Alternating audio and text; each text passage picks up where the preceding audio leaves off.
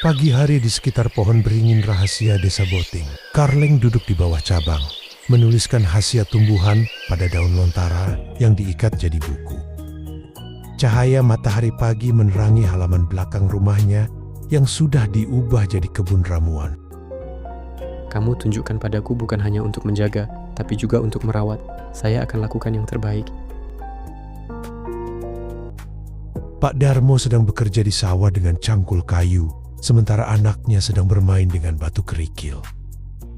Semua orang menyapa Karleng dengan senyum dan salam sehat.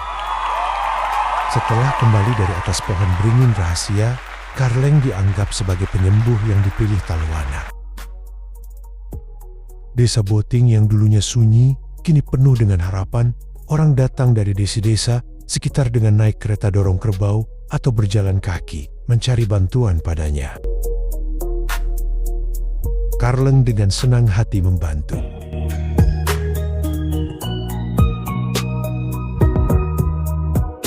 Pasar pagi desa Boting ramai sekali. Pedagang berjualan dengan tenda dari anyaman bambu. Karleng berdiri di sudut pasar dengan rak bambu berisi ramuan tradisional yang sudah dia balut dengan daun pisang. Karleng, ramuan yang kamu berikan kemarin sangat membantu. Anakku sekarang sudah bisa makan bubur lagi. Alhamdulillah, Bu. Jangan lupa tetap kasih makan yang hangat dan bersih ya.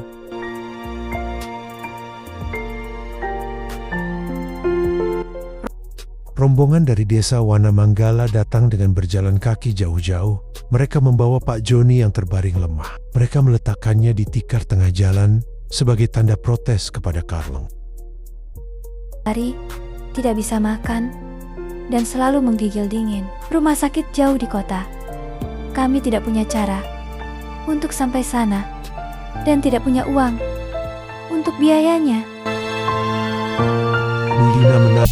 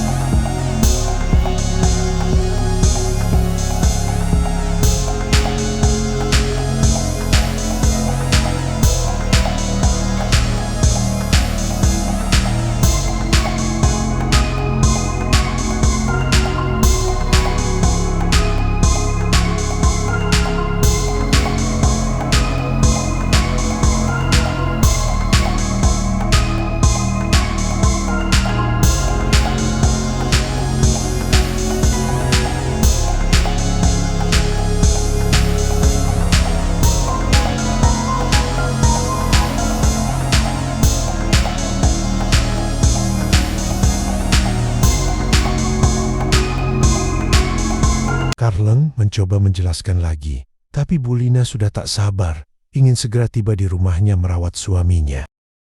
Karleng membuat ramuan dengan cepat, sambil mengikat daun pisang berisi ramuan dengan tali kulit batang pisang, menuliskan aturan pakainya pada kulit kayu. Malam hari, hujan deras mengguyur desa Boting dengan suara gemuruh petir. Kepala desa datang ke rumah Karleng dengan membawa obat-obatan yang menyelimuti. Kepala desa Boting dengan wajah pucat dan basah kuyup. Karleng, bangun! Ada kabar buruk. Pak Joni meninggal tadi malam setelah kamu berikan ramuan. Karleng terkejut dan langsung mengambil selimut tebal untuk menutupi wajahnya. Dia ingin pergi ke desa Wanamanggala dengan segera, tapi Salman, anaknya, menghalanginya. Jangan pergi sekarang. Malam hari hujan deras, jalan licin dan berbahaya, dan mereka pasti sedang marah. Ayah, ini hujan deras, jalan licin dan gelap. Keesokan paginya, langit masih mendung. Rombongan warga dari desa Wanamanggala datang dengan berjalan kaki, membawa tongkat kayu dan papan tulis yang dibuat dari kulit kayu bertuliskan, penyembuh palsu Talnunak membunuh. Karleng, kamu bilang suami Bulina akan sembuh, tapi dia meninggal. Kamu menggunakan ilmu hitam Talwanak untuk membunuh orang, bukan? Warga desa Boting berkumpul di sekitar alun-alun. Sebagian membela Karleng dengan membawa tongkat bambu. Sebagian lagi mulai ragu dan mundur ke belakang. Wak Jaya berusaha menenangkan suasana dengan mengangkat tangan.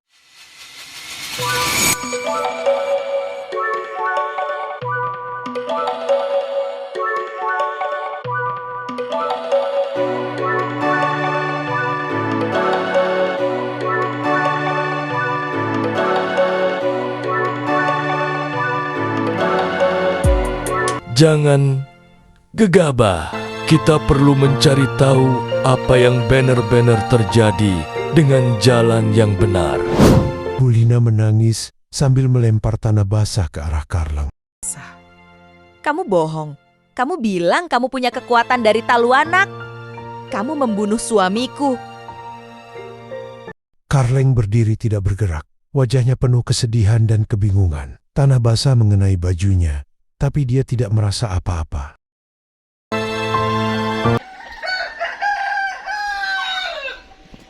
Di pagi hari, di pasar desa Boting, tenda-tenda anyaman bambu berjajar rapi, pedagang menjual hasil bumi dan kerajinan tangan. Suasana yang biasanya ramai dengan tawa dan tawar-menawar, kini terasa berat dan penuh dengan bisikan. Karleng berjalan perlahan, tangan memegang keranjang bambu yang sudah aus. Lengan panjang bajunya sedikit sobek di siku, bekas kena lemparan batu beberapa hari lalu. Setiap langkahnya membuat warga yang melihatnya segera menghindar. Beberapa bahkan menutupi hidung dan wajah anak-anak mereka. Itu dia, yang dianggap penyembuh tapi malah menyakitkan orang. Warga desa Boting dan desa Wana Manggala berbicara di pasar, warung teh bambu, dan di jalan desa yang ditutupi dedaunan kering. Suara desisan semakin keras. Sudah tahu kan, dia akan dapat balasan. Dewan adat akan mengadilinya hari ini. Pedagang sayur mengangguk setuju. Kau tahu kan, Karleng itu bukan penyembuh, tapi pembawa kutukan Taluanak. Bahkan ada yang bilang dia menyimpan jiwa orang yang dia rawat di dalam kaleng tanah. Lihat untuk mendapatkan kekuatan. Beberapa anak kecil yang sedang bermain dengan batu kerikil melihat Karleng lalu mengumpulkan batu kecil. Mereka melemparkannya ke arah Karleng dengan teriakan. Karleng pembunuh! Karleng Turkutuk! Jangan datang ke pasar lagi! Batu mengenai pipi Karleng membuatnya sedikit tersandung. Dia menyentuh pipinya dan meraba lukanya. Darah menetes di telapak tangannya.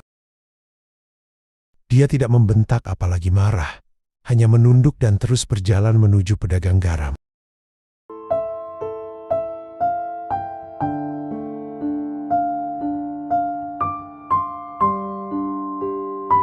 Mau beli garam. Karleng, mau beli berapa? 1 gantang saja, Pak. Makasih. Pedagang dengan cepat membungkusnya dengan daun pisang dan menyerahkannya tanpa berani menatap wajah Karleng. Bahkan pedagang ketakutan dan menolak menerima uang yang disodorkan Karleng. Terima kasih. Jangan datang lagi ya. Banyak yang tidak nyaman kalau kamu ada di sini.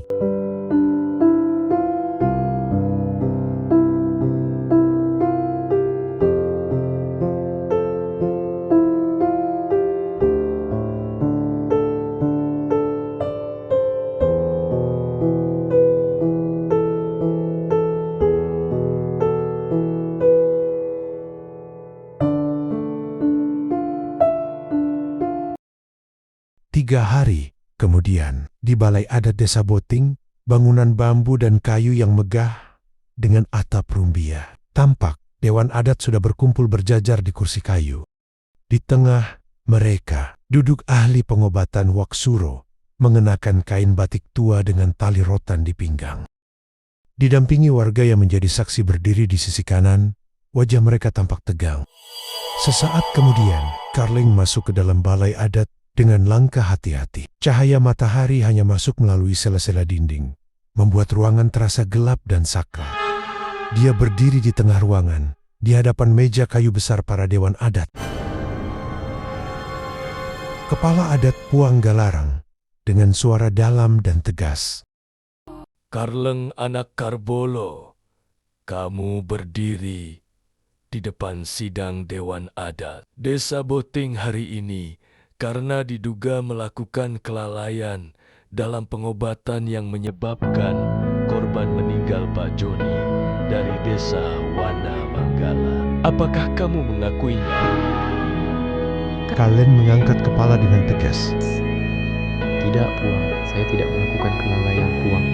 Saya sudah memberikan ramuan yang benar dan selalu menyarankan agar Pak Joni dibawa ke kota untuk perawatan lebih lanjut. Waksuro berdiri perlahan, mengambil seikat tanaman dari tas rotan yang dibawanya. Dia menunjukkan tanaman tersebut ke arah Dewan Adat.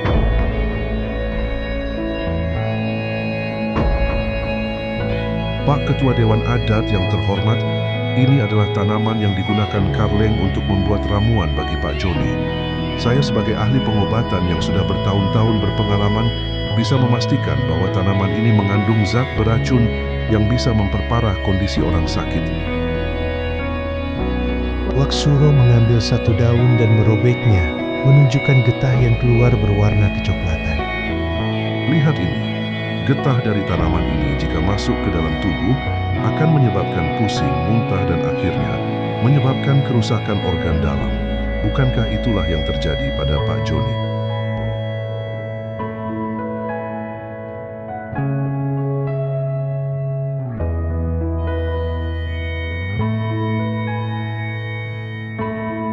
Satu persatu, saksi-saksi yang disiapkan Waksuro berdiri untuk memberikan keterangan.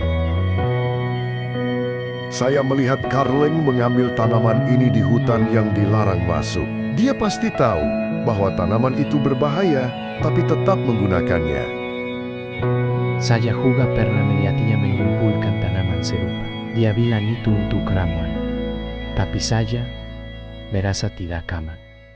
Karleng mencoba membantah dengan mengambil buku lontara yang selalu dibawanya. Dia membukanya dan menunjukkan halaman yang berisi catatan tentang tanaman tersebut. Puang Galarang. Ini catatan saya tentang khasiat tanaman ini. Tanaman ini memang memiliki zat yang kuat, tapi jika diolah dengan benar dan dicampur dengan ramuan lain, zat tersebut bisa menjadi obat yang efektif untuk mengurangi rasa sakit.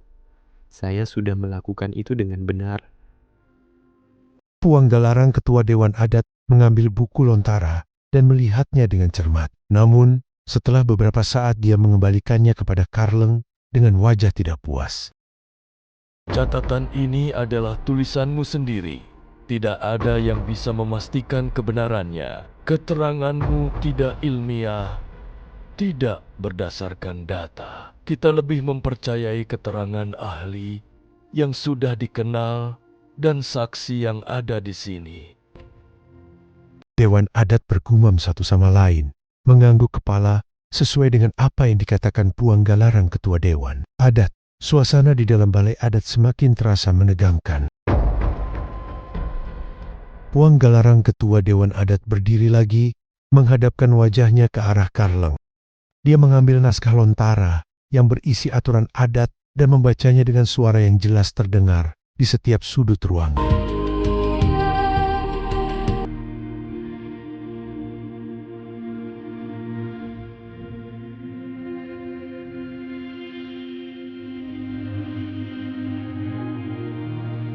Setelah mendengar semua keterangan dari ahli pengobatan Waksuro dan saksi-saksi yang hadir, serta mempertimbangkan hasil pemeriksaan yang dilakukan terhadap ramuan yang diberikan kepada Pak Joni, Dewan Adat Desa Boting memutuskan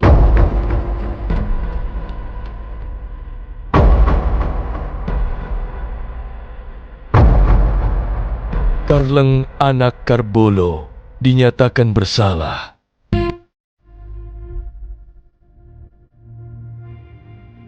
Atas kelalaian dalam pengolahan dan pemberian ramuan tradisional. Sebagai hukuman adat, kamu diwajibkan untuk memberikan ganti rugi kepada keluarga Pak Joni berupa 1 ekor kerbau dan 10 karung beras. Selain itu. Karleng menutup wajahnya dengan kedua tangan, tidak bisa mempercayai apa yang dia dengar. Suara Puang Galarang ketua Dewan Adat terasa menghantam kepalanya.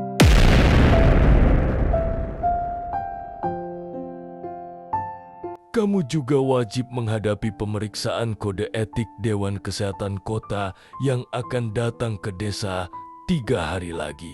Selama itu, kamu dilarang memberikan pengobatan atau meramu tanaman apapun, baik untuk diri sendiri maupun orang lain. Jika kamu melanggar, hukuman akan semakin berat.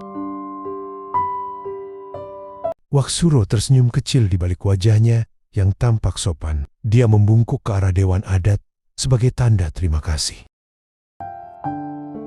Terima kasih, Puang Galarang Ketua Dewan Adat. Saya hanya ingin memastikan bahwa pengobatan di desa ini tetap sesuai dengan kaidah yang benar dan aman bagi semua orang. Karleng menurunkan tangannya, menyeka air mata yang menetes di pipinya. Dia ingin berkata apa-apa, tapi tidak bisa mengeluarkan suara. Hatinya terasa perih.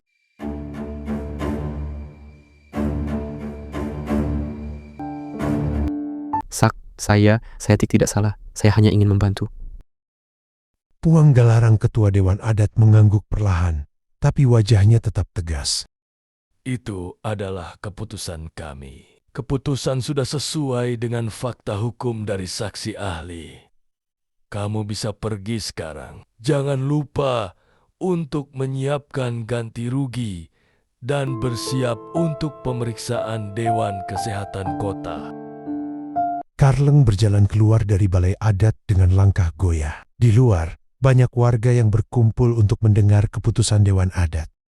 Mereka berteriak dan melempar batu kecil saat Karleng melewati mereka. Kamu pantas mendapatkan hukuman. Jangan pernah lagi merawat orang. Itu kutukan Taluanak yang kamu terima. Sementara itu Mina datang cepat dan membentengi Karleng dengan tubuhnya, membawa dia keluar dari kerumunan warga yang marah. Karleng dan Mina menuju pohon beringin rahasia, duduk menyandarkan punggungnya ke batang pohon yang besar itu. Di depannya ada seikat tanaman yang dia kumpulkan beberapa hari lalu, tanaman yang sama dengan yang digunakan untuk merawat Pak Joni. Dia memandangi tanaman tersebut dengan mata penuh kebingungan. Mina duduk di sampingnya, menyodorkan makanan dan air hangat. Kamu harus makan, Karleng. Kamu belum makan sejak pagi. Apakah benar saya salah, Mina? Apakah ramuan yang saya berikan memang berbahaya? Tidak. Saya tahu kamu selalu berhati-hati dalam meramu tanaman.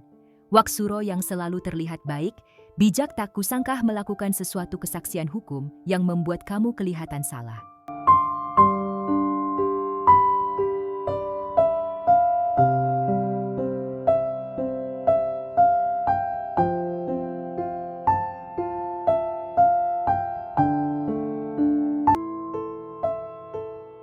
Karleng mengambil satu daun dari tanaman tersebut, mengendusnya dengan hati-hati. Mengingat kembali bagaimana dia mengolah tanaman tersebut bersama dengan ramuan lain yang bisa menetralkan zat yang kuat di dalamnya. Saya sudah melakukan segalanya dengan benar, tapi tidak ada yang mau mempercayai saya. Besok, saya harus memberikan kerbau dan beras kepada keluarga Pak Joni. Itu adalah semua yang saya miliki. Dan 3 hari lagi, saya harus menghadapi pemeriksaan Dewan Kesehatan Kota. Saya tidak tahu apa yang harus saya lakukan. Matahari mulai terbenam, memberikan warna jingga dan merah pada langit desa Boting. Pohon beringin rahasia menciptakan bayangan besar yang menutupi Karleng dan Mina. Terbayang di kejauhan, di mata mereka bentuk bangunan balai kesehatan kota yang jauh di tengah kota.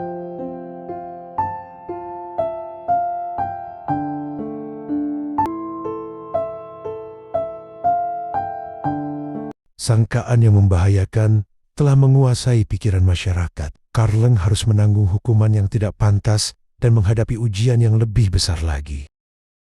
Bisakah kebenaran yang terkubur akhirnya muncul sebelum semua hal yang dia miliki hilang? Namun di balik dada yang perih dan keputusan Dewan Adat yang terasa tak adil. Karleng berencana melakukan upaya banding di Dewan Adat sebelum pemeriksaan kode etik kesehatan kota.